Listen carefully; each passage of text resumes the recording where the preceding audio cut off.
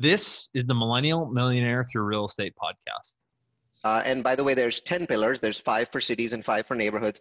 Within these 10 pillars, when I teach them, I point out certain metrics that are more important for appreciation and other metrics that are more important for cash flow. So you can have your cake and eat it too. You're listening to the Millennial Millionaire through Real Estate podcast, where we discuss tangible tips, tricks, and best practices for becoming financially free. The show is designed for people who want to either start real estate investing or for those who want to scale their real estate business.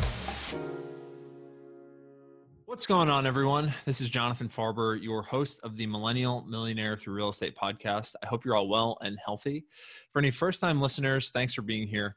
The goal of this show is to explore ways to become financially free through real estate or to increase passive cash flow through real estate. A little background on myself. I work in corporate America at a software company. My side hustle is real estate. I currently own 8 rental units and looking to add more this spring. I have house hacked, bird, flipped, and done short-term rentals, to name a few strategies. My current focus is 20 to 30 unit apartment buildings in Ohio and Kentucky. I love to network and learn, so if you'd like to connect further, feel free to find me on LinkedIn, Facebook, or BiggerPockets. All right, guys, today we have someone who has really impacted my life in the last year. If you guys have been following along in the Facebook group or just heard me talk about him, if you're an investor friend of mine, you've definitely heard the name Neal Bawa. Neal is a technologist turned real estate investor who has some of the coolest systems and tools I have ever seen. Like, there were some times on this actual episode where I was so impressed or like so blown away. I didn't even know how to respond. Like, I was speechless. Even thinking about it now, I'm even getting a little bit. So excuse this intro, but seriously, his tools are incredible. And a lot of them I've fully adopted into the way that I analyze deals or work with the virtual assistants or just manage my time. He's just got so many tools, so many more than I've heard anyone else. The only other person I could probably think of with this that has a lot of tools or step-by-step how-tos is Joe Fairless, but even Joe does it very differently than Neal does. So it's just really cool. Neal lives in the Bay, and the way we first connected was I was looking for a better way to understand neighborhoods and analyze cities. I could not find one system for this. There were so many different scattered ways. Some people would say find a Starbucks and anything around that. Other people would say it's based on median income or median rent or population. There was no system that I could find with at least ways to track all the data easily. So I found on YouTube a video that Neal put out that went viral where he talks about his system for analyzing cities and neighborhoods. And it's incredible because he just walks through the step-by-step guide of how he does it. So I could link to that in the show notes, but it was just the first way, and it really helped me now build my system for analyzing cities, deals, neighborhoods, etc. So Neal has become a full-time syndicator, and what that means, as you guys know that follow the podcast, that means he buys larger assets, typically multifamily properties, with investors' money. He puts his own money into the deal to some extent, but most of the deal is paid for, as the down payment goes, with investors' capital. So we'll get into more of that in the show today, but that's his main primary business, along with now boot camps and training he does. Before getting into syndication, he worked at a technology company and fell in love with real estate as he collaborated on a couple of real estate projects through that company. And now he does it full time, as I mentioned before. And he's the CEO and founder of Grocapitus, which now is a portfolio of over 2,000 units and $200 million in value. That's just a crazy amount, which is incredible. So he walks through the whole system of how he did it, how he built it up, and what he recommends for you guys to do if you're thinking about scaling a small or large portfolio. So that's the main focus of the episode, and systems. So the main focus or the main learning from the episode is how he scales with these systems. Like, he has a process and a system for everything. And it could be anything from how he personally analyzes deals, which he doesn't really do anymore. He has other people do it for him, or how he works with virtual assistants. And this is something, as some of you guys close to me know, virtual assistants and remote employees have been a core foundation in the last quarter for me. That I've added a couple, but he has over 20. And he talks about how he hires them, how he trains them, what they do for him, and all those sort of things. So it's really interesting to hear his take on it. Today's tangible tip is I delete social media Monday to Friday. And I know that sounds a little insane, or some people don't know if they could live without it, but I found it too distracting. And now I have some cases where, because I'm posting more, or because I have some virtual assistants helping me with social media, that they have to post on my behalf. And then I need to just check it and see that it turns out okay. But I'm not using it really during the week. And what that did for me was just free me up to focus on what actually mattered during the week. And I think I've given this tip before, if not maybe in the future, but instead of using Instagram or Facebook, typically now I'll just go either on BiggerPockets or LinkedIn if I need to scratch that itch of going on social media if I'm bored. So these kind of replace those, but you could be amazed. I'm calling you guys out. I'm actually doing this as a challenge right now, unexpectedly. So I think this can make a huge difference. So I want to challenge you guys. If you are feeling like you're wasting time on social media, which a lot of people I know do during coronavirus, I challenge you to deactivate the apps, delete the apps. Nothing will happen. You'll be able to re-download them. But do that from Monday to Friday. And you'll be amazed how weird it feels and how much of a bad habit you've developed with social media. And now you can actually start to undo some of that habit and think about what you could do to replace that. Like the first time I thought about it, I couldn't believe how much time I spent. And I had the thought, if I had just done other productive things in that time, I'd already achieved my goals. So that's how it started for me. But I think it can make a huge difference for you guys too. Yeah. So I know that was a little bit of a rant, but it gets me fired up because I mean it. And it's made a huge difference for me. So that was today's tangible tip. Without any further ado, incredible episode today with Neal Bawa. All right, Neal, welcome to the podcast. Yeah, thanks for having me on, Jonathan. Yep. And like most guests, was just going through how I first got exposed to your content, just doing some brush up on notes before we were talking about that. We'll get into all that, but really just enjoying what you've been doing more so with this new reality of COVID times and webinars and Zoom, and you've been creating a ton of content. So we'll link all that and we'll probably talk about it. But is that something that has always been a part of your strategy before we get into your story and all that, as far as just content creation and being a leader on the digital and social fronts? Yeah, my belief has been that there is the one methodology of being very aggressive in sales and telling people all the good things about multifamily and constantly bombarding them with that information. Multifamily, best in the world, nothing like multifamily. And that's kind of a very standard sort of thing that I've seen as an investor, because I've been investing as a passive investor in multifamily for more than a decade. Or there's the methodology of producing pure content, whether that content is good or bad, whether it supports your argument or not, and becoming a thought leader. That's a very long process, but it is much more powerful. I would say, based on my results, I'd say it's 10x to 50x more powerful than just bombarding people with projects and information, good information about multifamily, right? Pro information. I do content, like I did a webinar on Wednesday night, where I had 480 people watching an hour-long event that almost had nothing good to say about anything. I mean, it was a very negative event because it was about how the Federal Reserves of the world and their interest rates cuts have, damaged the world economy in a way that is almost, we may not recover from it for decades. But what was interesting is that at the end of that webinar, even though I really had no good news, not much to share, people came to me and said, I don't want to leave my money in the bank. I'm going to invest with you because I think you understand the problems we're about to face. And most of those investors were older investors, even though the folks on the web that are watching my webinars are younger investors, like they're your age or younger than you. But that older audience actually likes the fact that I understand the impact of macroeconomics. And I had to spend an incredible amount of time doing research on that and to build my thought leadership platform. And so it's a very intentional process. It's a very long process. And I've been on that journey for, since, 2012. And so now we're seeing the results of that. So I encourage anybody that has that level of patience to try it. Yes. And I was on that webinar, and to your point, there wasn't that much positive information, but because it wasn't a sale or some of the other people that in my mind have lost a lot of their quote unquote credit in the business by just saying there isn't a problem, real estate is great, this is why it's better than stocks. It's still salesy and pushy as opposed to painting the full picture, which it's a long game. And it's something that you're becoming a thought leader in that space.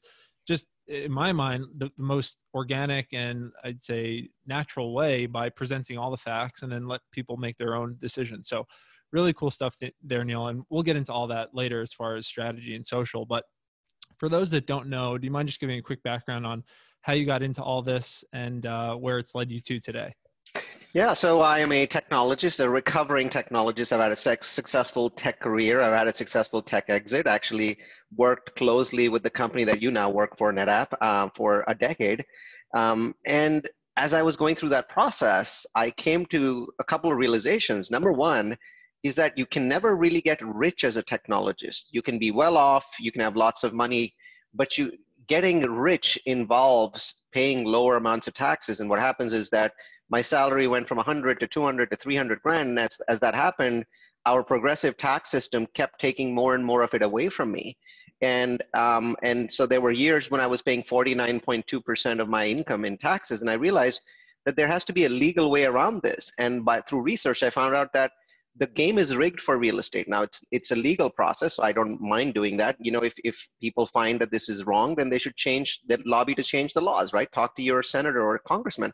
But what I found was that the richest people in the world all invested in real estate to a much heavier level than the ordinary investor. The ordinary investor was much heavier invested into stocks, whereas the richest people seem to be much more invested in the real estate market. So I was like, these people know something. And what they knew was basically the tax benefits, right?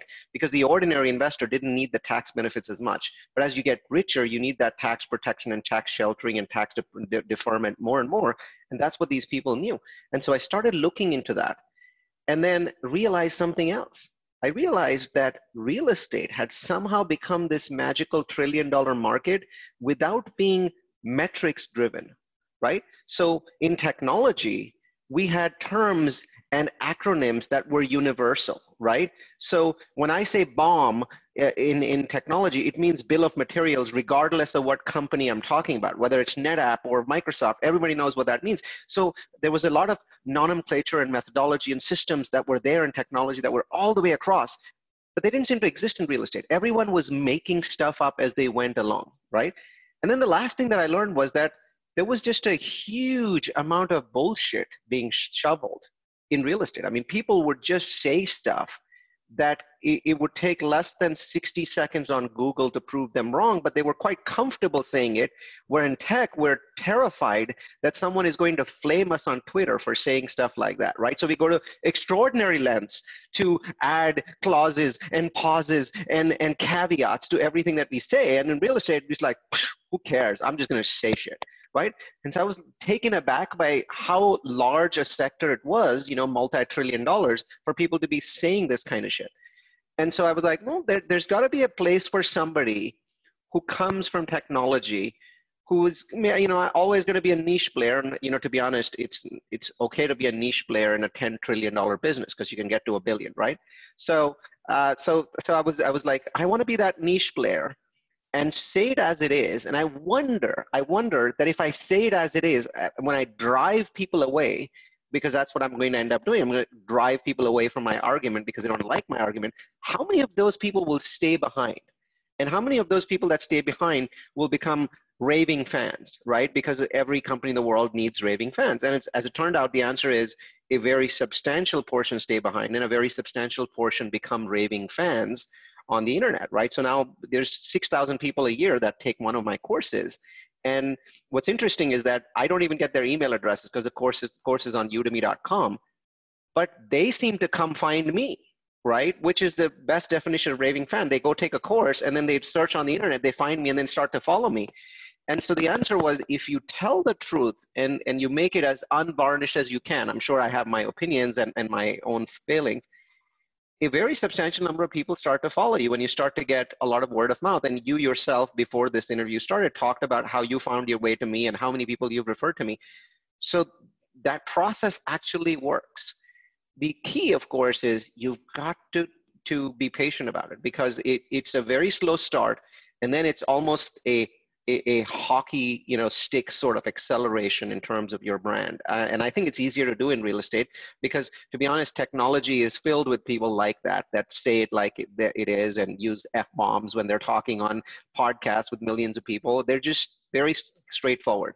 Mhm. And I enjoy the fact that I am often in conferences completely being the, what was the guy, Nouriel Roubini, who in 2006 predicted the 2008 crash. I'm the guy that basically goes up there and says stuff like, I think everything that I just heard in the last 10 minutes was total and utter bullshit. And people accept that from me, right? They're not kicking me off the stage. They bring me on the stage because they're like, there has to be one guy like him amongst these 30 speakers. So eventually they named me the Mad Scientist of Multifamily, just so that people would know this guy's going to come in here and he's going to break some stuff. Well, even like last night, watching one of your neighborhood webinars was interesting. It's just using facts and numbers instead of fluff and feel. When someone was doing Q&A and would just type in and say, this market's in the path of progress. And I just loved your answer. Say, I haven't seen anything to indicate that. I don't believe that's the case.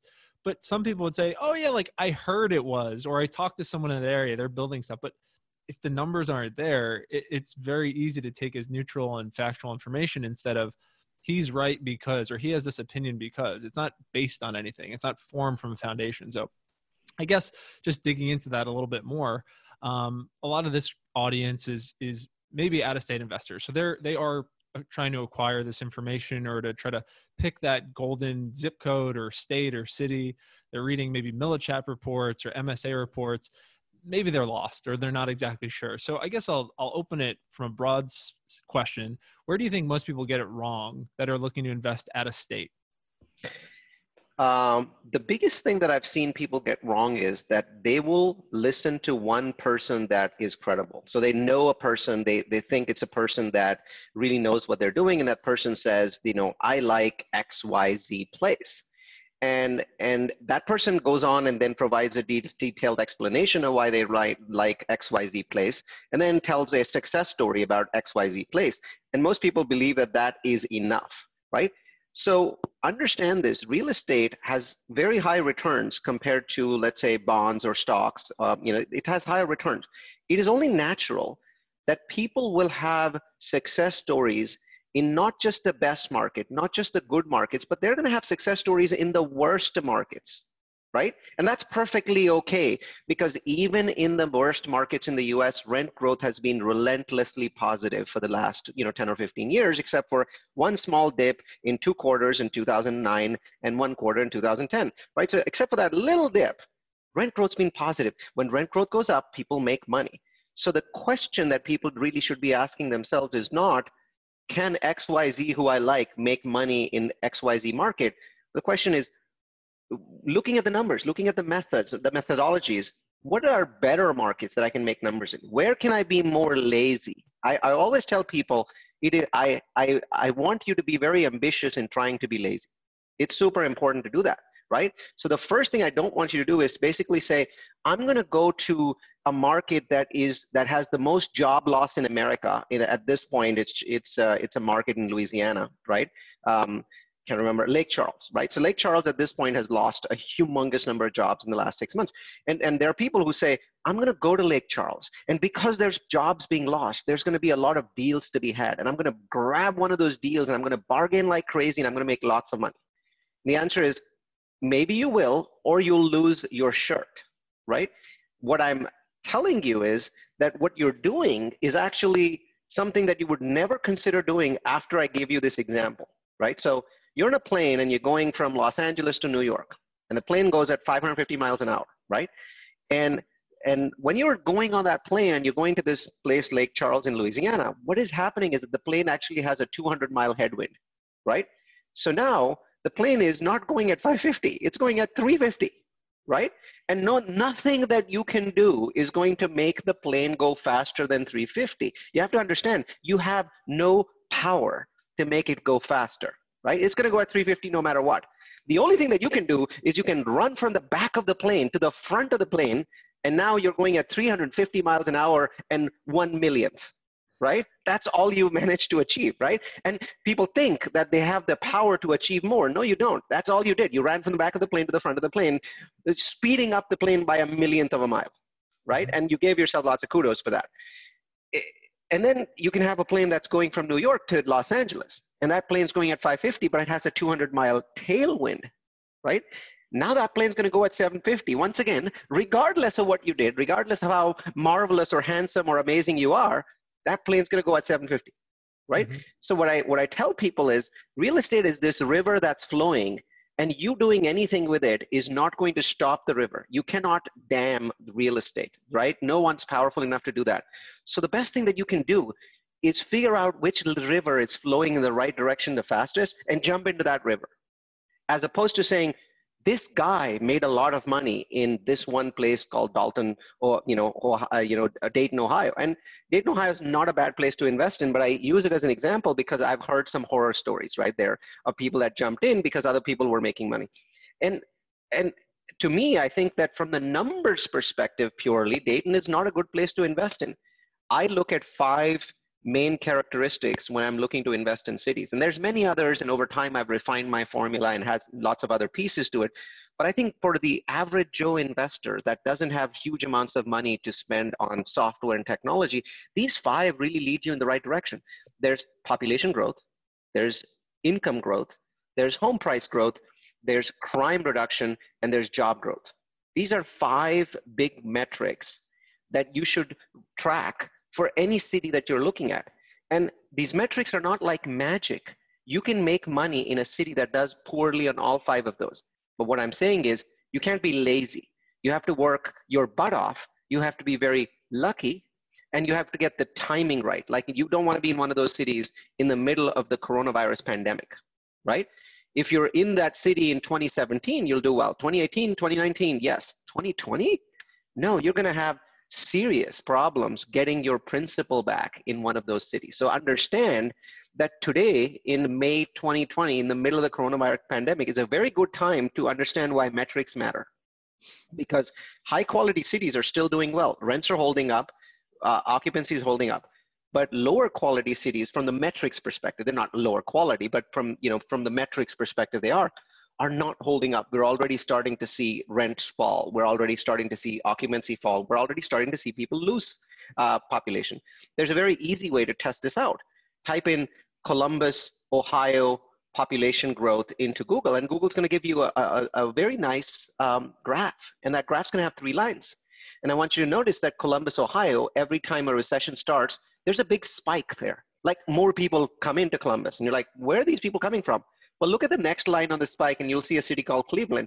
And you notice that every time there's a decline, every time there's a recession, there's a downward spike in Cleveland. Those are the people that are going to Columbus.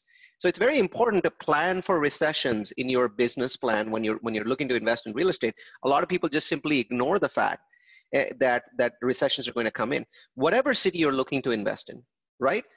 Do that population growth thing on Google, and make sure it's a city that doesn't lose population during a recession.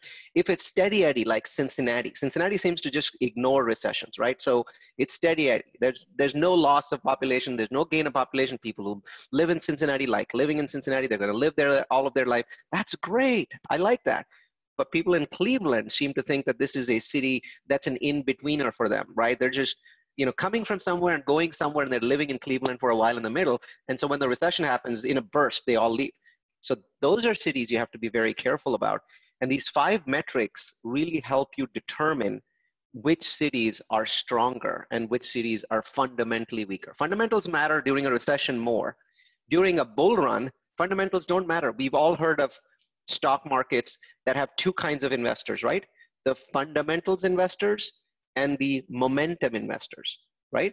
And often in the stock market, you get these momentum stocks, and you look at them, and from a fundamentals perspective, you're like, Warren Buffett is never going to touch this stock, right? Because the fundamentals suck, but the momentum is incredible, and I'm going to make lots of money. Yes, you are, right? The question is, how well can you time your run, right? The same sort of thing happens with cities. There's going to be a lot of people making money, for example, in Detroit, Michigan. I mean, I think more people have made money in Detroit than anywhere else in the last 6 or 7 years. My question is, did they all exit in March 2020. Because if they didn't exit, some of that is going to balance out. I don't know how much, but some of that is going to balance out in the next 12 months, right? So I'd much rather look at how much money they made in a year from now than looking at it today. Makes total sense. And just from learning about you the last couple months and quarters, and then speaking with other people in the space, these are some simple metrics that I think oftentimes, to your point initially, people, they kind of overlook, or maybe they're just momentum investors in real estate where they know someone that put a tutorial on Bigger Pockets about how they did a successful deal and had a high cap rate and all this, but it's not backed by anything. So what I like a lot about your strategies and your teachings is they seem to encapsulate kind of the best of everything, or the safest ways of everything. Nothing is binary. Nothing is good or bad. There's all facts and statistics behind it. But what I like about your strategy for the everyday investor or someone that's considering it, it seems like to me, it gives you the best chance to be successful from a cash flow perspective and a slight appreciation perspective and a future growth potential. Now, exit strategies differ, and some people are just looking for a cash flow play versus a get in and hold forever type play. So they do differ, but is that kind of your methodology or way of thinking and teaching, that these 5 pillars and this outlook of teaching is to help people just from an overall standpoint of cash flow, appreciation, and safety for the future? Absolutely. And within the 5 pillars, and by the way, there's 10 pillars, there's 5 for cities and 5 for neighborhoods. Within these 10 pillars, when I teach them, I point out certain metrics that are more important for appreciation and other metrics that are more important for cash flow. So you can have your cake and eat it too. For example, there are metrics such as median household income at the neighborhood level. If you're investing between $40,000 and $70,000 of median household income, that neighborhood is going to be a cash flow neighborhood. The moment you go over $70,000 of income in a neighborhood, it becomes an appreciation neighborhood. Because above 70,000, your cash flow is going to be low because the homes in that neighborhood are going to be too expensive to cash flow. So when you're buying a rental property or a duplex, it's not going to cash flow well.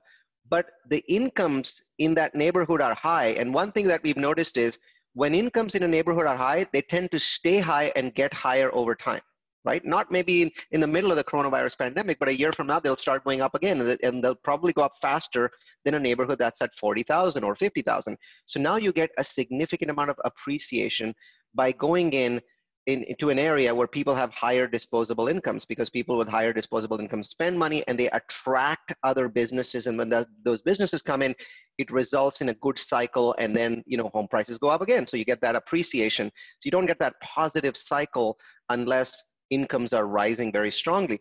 So my point is that within the metrics, you can take a cash flow approach, you can take an appreciation approach, and you can take a dual approach. So I tell people a dual approach is on a neighborhood level, 55K to 70K is a dual approach, because now you're buying in a B area, not a C area, right? Lots of people on the web say things like, I'm buying a C-class building or a B-class building.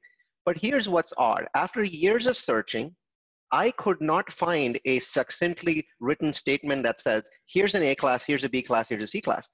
Because what I realized is that these were words invented by brokers who twist and turn every B building into A and every C building into B based on whatever argument they want to make. So what I realized is I have to create my own B and C methodology. This is not the common methodology. This is just what Neal Bawa thinks. And from what I found, 40 to 55K of income in a neighborhood made it a C neighborhood, right? Now, it could be an A building. If you built a brand new building in a C neighborhood, it was an A building in a C neighborhood, right? But you couldn't make that building an A building in an A neighborhood just because you built it, right? The neighborhood's income, it controls the quality of that neighborhood. And then once you're beyond that 55K to 70K, that becomes a B neighborhood. And then from 70 to 85K, it becomes a B plus neighborhood. And then beyond 85K, it becomes an A neighborhood, right? So as those numbers go up, I found that there was such an incredible amount of bullshit being peddled. I mean, there were people selling C minus neighborhoods as A neighborhoods in print, saying those things. Why? Because a Starbucks had opened up. So as it happens, Starbucks is not just looking at income of neighborhoods, they're looking at streets with high levels of traffic. So if there's a street with 100,000 cars a day, and there's an intersection with another 100,000 cars a day, Starbucks doesn't give a damn if it's a C neighborhood or B. They care about the fact that there's 200,000 vehicles that are going to cross that area and see the Starbucks sign, because they know that they're going to get a massive number of people that are going to stop there, right? And that'll become their daily place to stop for their coffee. So people make these justifications up. So what I said is, I'm going to do two things. I'm going to come up with a set of metrics, and then I'm going to stick by them. And the stick by them part proved to be horrendously painful for me, because I had to give up on 75% of these very lucrative opportunities where I had investors banging down my doors to invest in them, but I couldn't invest in them because they didn't match the metrics. And so that part of it became very painful when I became successful. And also it forced me to take my statements back, which was horrible. So I'd go to a conference and I'd stand up and I'm answering questions. There's 500 people in the room, and somebody's running around with the mic and asking me questions. And so this guy says, I saw in a podcast last week that you said you shouldn't invest in Boise, Idaho. But for the last 3 years, all of your podcasts say that Boise is the best place in America to invest. You're not consistent. You don't know what you're talking about, right? You're a fraud. And then I had to explain to them is that, no, I would be a fraud if I kept saying that Boise is a good place to invest in. Over the last 3 years, prices in Boise went up 50%. Incomes in Boise went up 12%. So Boise went from in my opinion, the best place in America to invest in to one of the bubbliest places in America. It's one that has a huge real estate bubble. So now I have to basically go back to saying, don't invest in Boise, even though it's got strong job growth. It's because home prices go up 17% a year when incomes only grow up 3% a year. How does that match up? But I constantly get attacked by people saying, 3 years ago, you said XYZ city was good. And now, I'm noticing that its income levels are low or its job growth is low. So one of the things that I had to reconcile with, there is no great city. There's only great cities today. And tomorrow they will change. Tomorrow they will get hurt. Orlando's been a great city in my list for 4 years. Unfortunately, I don't think it's going to be a great city going forward because the coronavirus hits cities with international tourism the hardest.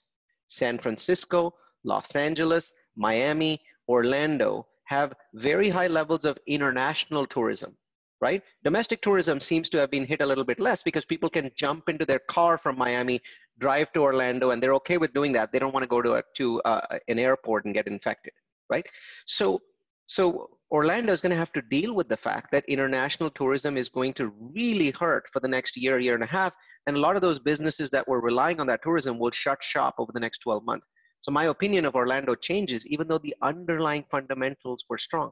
This happens all the time. New Orleans get hit by a hurricane. Well, its fundamentals change. Same thing happens to Houston when it gets hit by a hurricane. Same thing happens to New York when it gets hit. So same thing happens when Amazon decides to plug in a headquarters in Virginia. So everything is subject to change. The biggest dogma is actually in sticking with the same argument all the time. And I see people just sticking with it because they said it 2 years ago. I think there's too much of that going on in our industry. Everyone needs to reevaluate everything every year. Okay, there's just so much to dig into there, but so much good nuggets. Okay, so I love what you had to say earlier, and it made more sense there, hearing that there aren't uniform terms in real estate like there are in technology. Like if you say building materials, BOM, but the same thing in real estate. That's C-class. You go to a different city, brokers are pointing out different properties, different neighborhoods, saying they're A or B. And now myself, as someone that got into real estate sort of creatively and living in a new market, and then talking to a lot of out-of-state real estate investors, it is a little disturbing to see what some of these out-of-state investors are being positioned as A or B, or being told from out of state, without some of this data, or I guess foundation of 10 pillars and 5 and 5. So I guess just hearing that, and for someone listening that's considering out-of-state investing in 2020 today, they might be a coastal investor where they can't get cash flowing or cap rate returns in their neighborhoods or areas. How much of this information do you feel like someone needs to have in order to take action? Because what I usually ask this question as is, how much planning needs to go in before executing? Because as you probably see a lot of times, there are people that maybe have paralysis analysis and they can't take action. So I guess just to make this as tangible as possible, how much of this research do you think someone needs to have innate and understood before they can take action? Or do you recommend taking action into an actual investment? The straightforward answer is, if you follow the system that I give you, and note that it's a system that's free, there's no upsells, you don't ever have to come back to me, you don't even have to know me personally. Just go to multifamilyu.com, click on the Location Magic course link. It's several hours. Take the course, take the Excel spreadsheet, and you don't ever have to talk to me again. And from what I have seen, and this is what people who've taken this course, there's 5,000 to 10,000 people a year that take it. What they tell me is that it takes them now about 10 minutes to decide whether they should be investing into a particular city and a particular neighborhood. 10 minutes, right? And I built the system for that because one of the criticisms has been there's lots of other great metrics that you don't use in your system. For example, I don't use school quality, right? And the metric, the criticism is very valid. But what I had to do was to build something that was something that an end user could apply in 10 minutes to a particular address and convince himself, good place to invest in, bad place to invest in, something in the middle. And the more metrics I used, the less impact they had. So what I found was that if I used crime and jobs together, then schools actually are a variant of that. So low crime neighborhoods and neighborhoods with a large number of jobs actually tended to have better schools almost universally. So 99% of the time, that particular factor was taken care of. What I was going for was simplicity. What I wasn't going for is completeness. There are definitely places where my model doesn't work. For example, universities within a 1 mile radius tend to mess up my model because students have zero income, right? So when that zero income gets reported, those areas tend to show a very low level of income, even though they're perfectly fine. So I haven't found an easy, free way to get around that issue. Though I point out in my course, here's a $39 way to get around the problem, right? So that not everything can be done at the free level, but I was very obsessed with the idea of the system has to be free.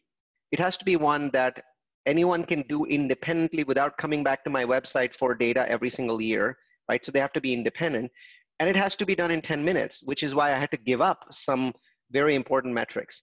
So the short answer to your question is that if you use my system, in 10 minutes, you will be a 1% investor. You'll be in the top 1% of the investors that are investing in the United States. Now, you can go from that 1% to 0.1% by going beyond my system, by buying memberships to websites like localmarketmonitor.com, like housingalerts.com, like neighborhoodscout.com. So go from 1% to 0.1%. But what I found actually is that when you keep looking for another website that's going to do better and another, that's when analysis paralysis comes in. So what I tell people is, if you get to the 1% level, right, don't try and game the system to say, I want the best investment in America, because you'll never get to it anyway, right? At that point, start to take action. So what I believe is that my system, the free version, is good enough for you to start taking action. It's going to keep you away from things that will completely destroy your equity. And I believe that it'll guide you towards cities that are going to do well. It's going to guide you towards neighborhoods that are going to do well. And then everything beyond that is you.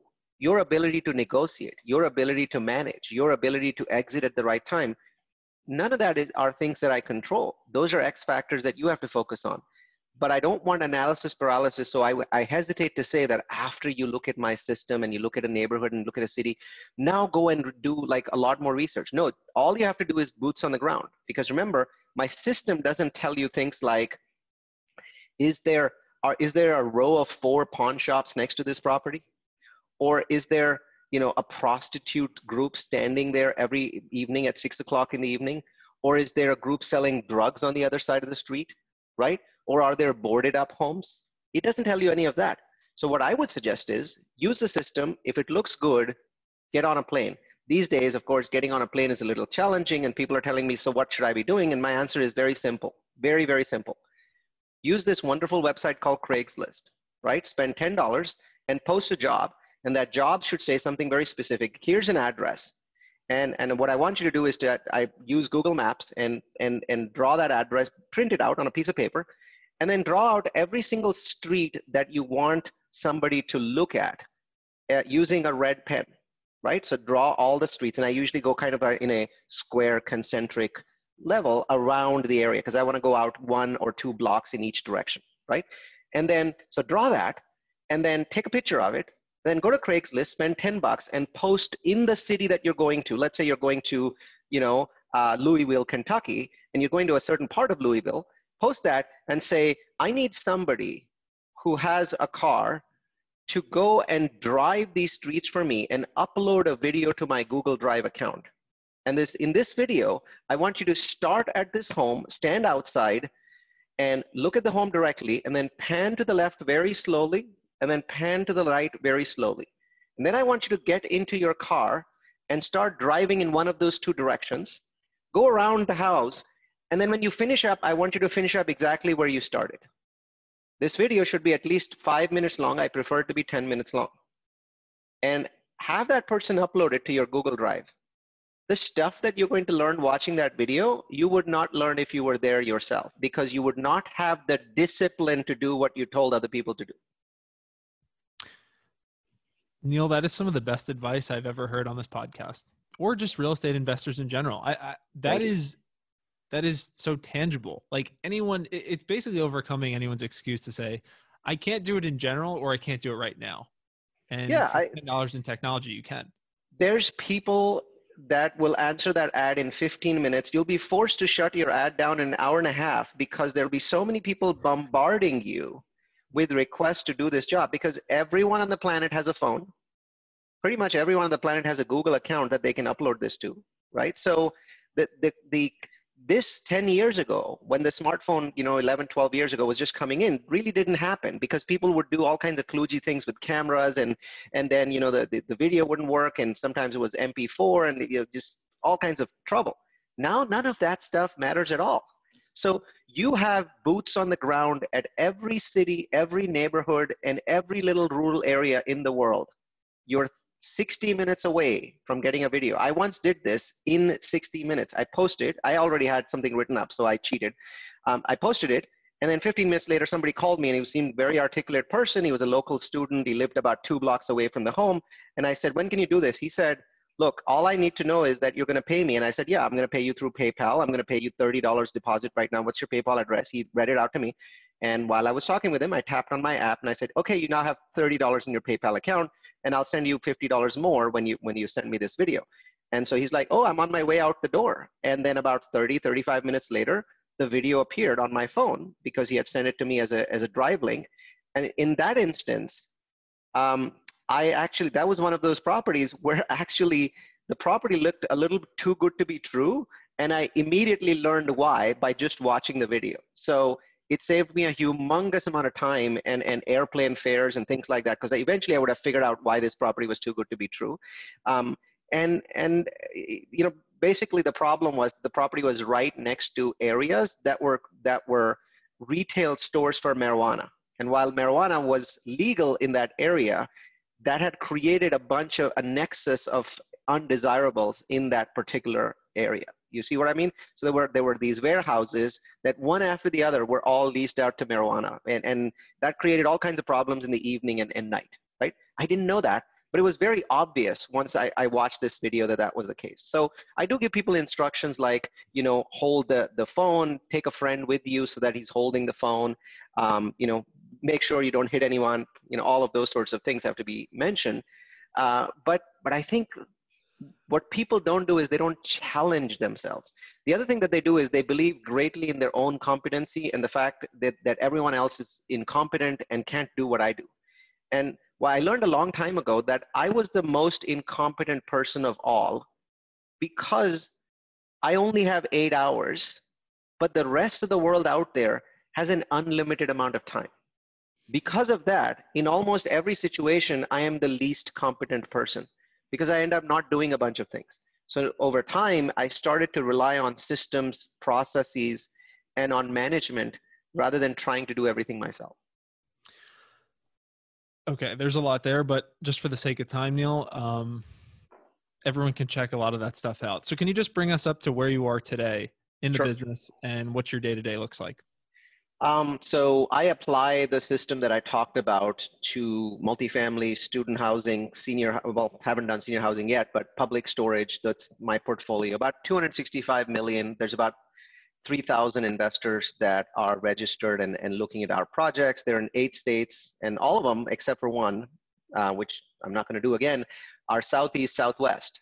I hang my shingle on a website, multifamilyu.com. That's multifamily followed by the letter u.com. We do about 50 webinars a year. Some are town halls, some are webinars. There's one every week. There was one this week. About 50,000 people watch those webinars. The webinars only have one strict requirement. They are deep dive, knowledge-based webinars. And if there is a pitch, it's restricted to 30 seconds somewhere during the webinar. So a lot of people love them. They enjoy coming and learning. The Location Magic course that I mentioned to you that talks about these 10 metrics and how to measure them is on the same website. So you can go to multifamily.com and then click on courses and click on Location Magic and take the course. And rest assured, no one will ever send you an email trying to sell you a CD or some 10,000 or 100,000 or $1 million course. That's not going to happen. So it's for you, and hopefully you pass it on to other people. And I can attest to those. I've been on, just since being exposed to your content, quite a few of those. And to your exact point, there's no sale. It's just tactical, applicable information that pretty much anyone who's looking to invest in real estate should have or would like to have. So very cool, Neal. Just for the sake of time, if it's cool with you, I guess we can go to the rapid fire kind of show wind down, talk about some tangible stuff day to day, and get you out of here that way. Ready. Okay, awesome.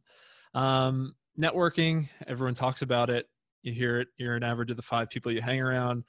Any advice for the people out there or anything repeatable that you do on a day-to-day basis as far as any masterminds, ways that you network, groups you're a part of, how you like to surround yourself with the right types of people?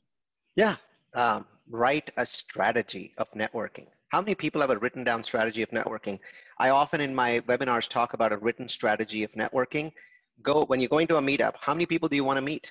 How many people do you want to talk about? How many business cards did you follow up on the next day? Did you follow up within 48 hours? Give yourself benchmarks. Networking is about taking action. It is not about talking with people and shaking their hands. Whether you're doing it virtually on Zoom or you're doing it at an actual meetup, have a goal, have a system, have a target for yourself, and your networking will be 10x better. Couldn't agree with that more. Do you have any systems or tools that you use to plan your time, organize your time, your weeks and your days to make sure you're always focusing on high impact productivity or productive tasks? My calendar. I schedule everything on my calendar. I schedule my lunch break. I schedule, time off. I schedule every piece on my calendar because all I have is my time. And so you've got to fill your time with very productive activities and do it in 15-minute and 30-minute and 60-minute blocks. So that by itself, I think, is a very key thing. The second tool that I recommend to everybody, and I believe this is the greatest book of all time, is called The Miracle Morning. That is a great tool because it allows you to structure your morning and your day. And it allows you, if you follow it, you'll read 100 times more books than you would read otherwise. That's why I call it the greatest book, not because the book's great by itself, but it gives you the gift of reading.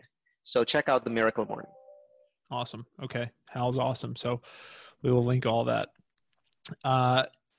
Just from following your content, your webinars, and just talking to you, you're definitely a very technically savvy person, and just also your technology background. There's probably too many to answer or give in just one question, but what are just some of your favorite apps, tools, or websites that you think most real estate investors should be living on or have open on a day-to-day basis? Well, obviously Excel's one, but beyond Excel, I want you to understand that real estate is a team game. It's a team sport. So learn the collaboration tasks apps that other people in the trade are using. These days, more and more people are using free Slack accounts. Use that, because what you don't want to be doing is sending emails. Email is evil. Slack channels are forever. So even though the Slack bothers you as much as email from a disturbance perspective, but it's very powerful. So look into Slack as a tool. I think it's incredibly, incredibly powerful.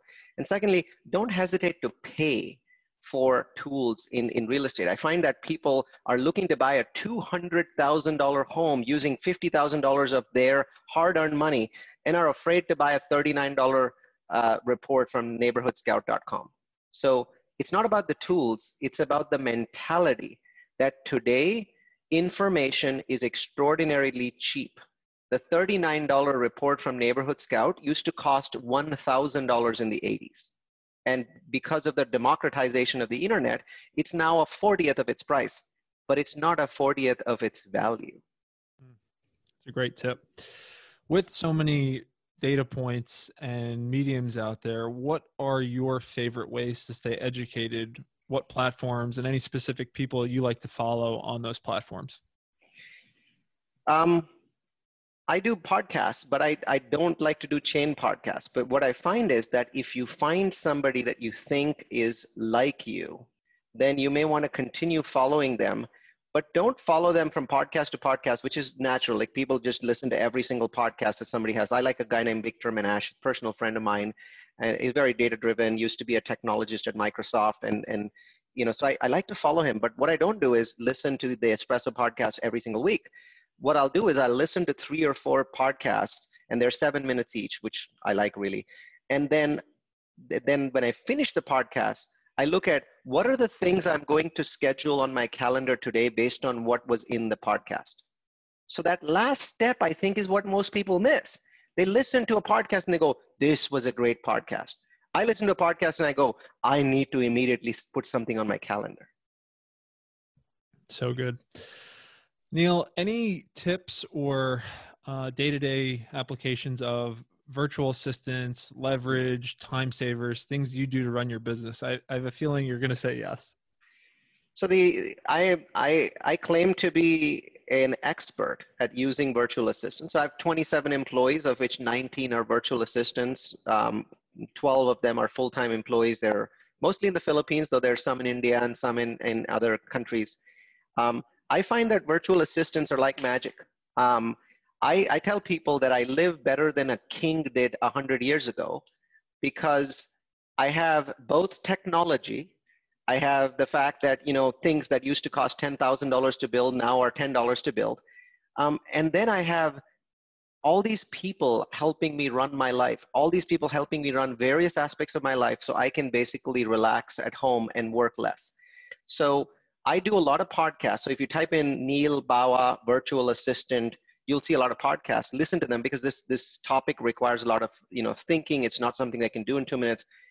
To me, the biggest magic of all in real estate is the use of virtual assistants because I've never seen an area that can benefit more from the use of virtual assistants than real estate. So if you're a beginner in real estate, use virtual assistants.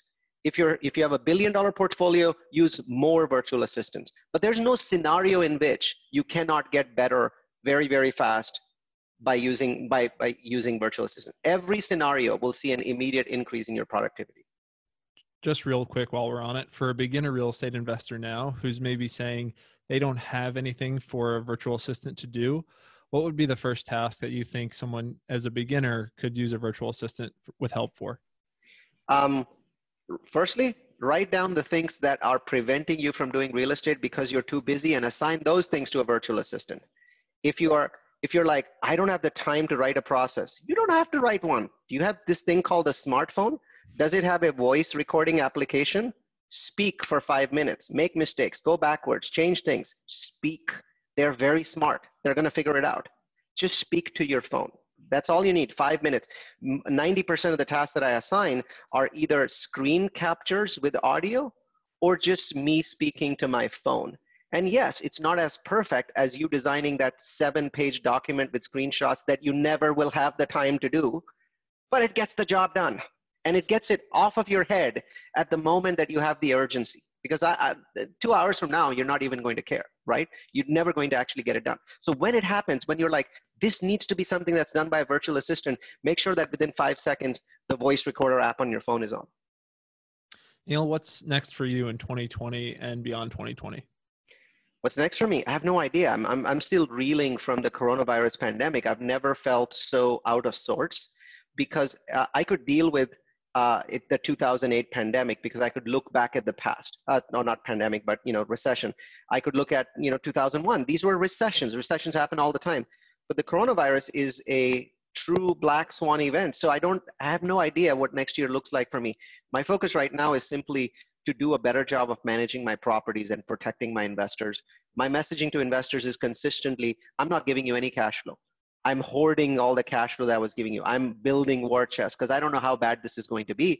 And from what I'm hearing, people in real estate frivolously, nonsensically say stupid things like, oh yeah, the worst is over. And it's like, you don't understand macroeconomics, right?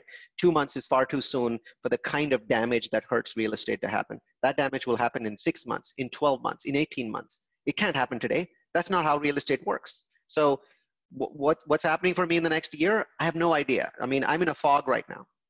Mm-hmm. Okay. Maybe in the next year, it's a good segue into anything fun or random interests or hobbies outside of real estate. Anything top of mind like that? Well, the coronavirus took away my hobbies too. So, I mean, I am a cricket fan. Cricket is that unknown sport, which is the second largest sport in the world that Americans have never heard about. And they used to think it was boring when it was 5 days, and then they thought it was boring when it was a day. And now, of course, we shorten it down to 2.5 hours, like a baseball, game. And that shorter variant is the one that catches my attention. So for the moment, there's no cricket. So I grow tomatoes. So my most successful video is one on my Facebook that talks about, kind of growing these monster tomatoes that take over your garden and threaten to kind of, run out to the block. And then at the end of that video, I talk about how I generate $1 million a year of equity by using that tomato garden in the back. So if you're interested, go to my Facebook group, Magic of Multifamily, and watch my tomato video. Awesome. We'll do. And we'll post that. Is that the best way, or what is the best way for people to learn about you, follow your content, or connect?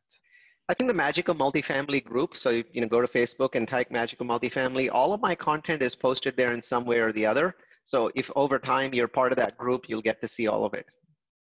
Cool. And Neal, last question of the show. It's often said and discussed about bring value to people as a way to start the relationship off in the right way. What is a way, if there is one, that if someone wanted to reach out to you to bring some value, they could do that?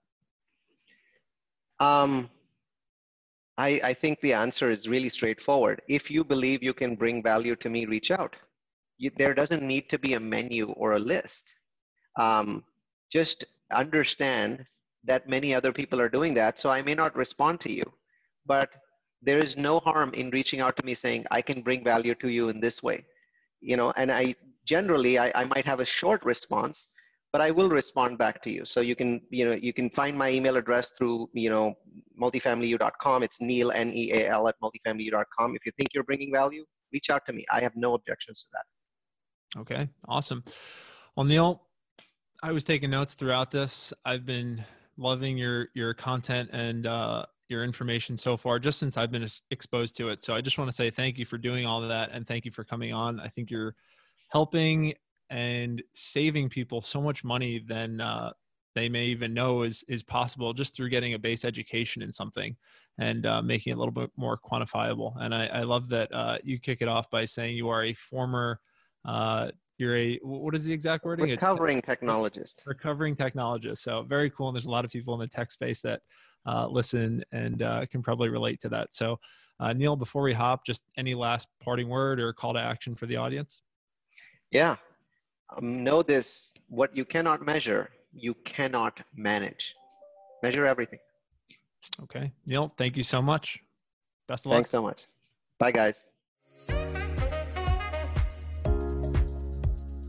Hey, you millennial millionaire. Do you want more? Then head to the Millennial Millionaires Through Real Estate Facebook group, where there are tons of step-by-step walkthroughs, tools, templates, and free networking to help you achieve financial freedom through real estate. And if you want Jonathan to help you personally reach your goals, then feel free to set up a one-on-one call in the link below or message him on any social media platform and apply to, well, work with Jonathan.